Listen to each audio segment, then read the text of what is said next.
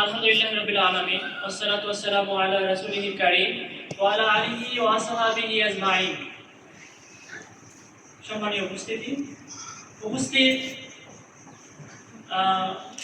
শান্তি সেবা সংগঠনের সম্মানীয় সভাপতি এবং উপস্থিত আজকের এই প্রোগ্রামে সম্মানীয় প্রধান মেহমান সহ সমস্ত মেহমানকে জানাচ্ছি সালাম, আসসালামু আলাইকুম ওয়া রাহমাতুল্লাহ।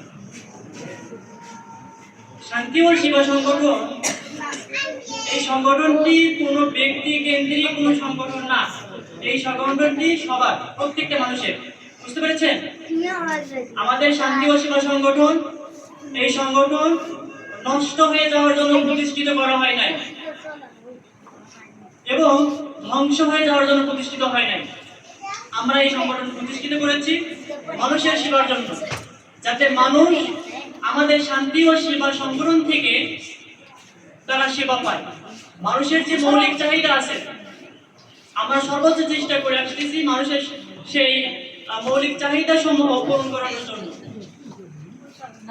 আপনারা জানেন শান্তি ও সেবা সংগঠন 2020 সাল থেকে, সেই ক্রান্তি লগ্ন সময় থেকে যখন মানুষের জীবন এবং মরণের প্রশ্ন হয়ে দাঁড়িয়েছিল, সেই করোনাকালীন সময় থেকে আজ অবধি আমরা বিভিন্ন রকম কার্যক্রম পরিচালনা করে আসতেছি।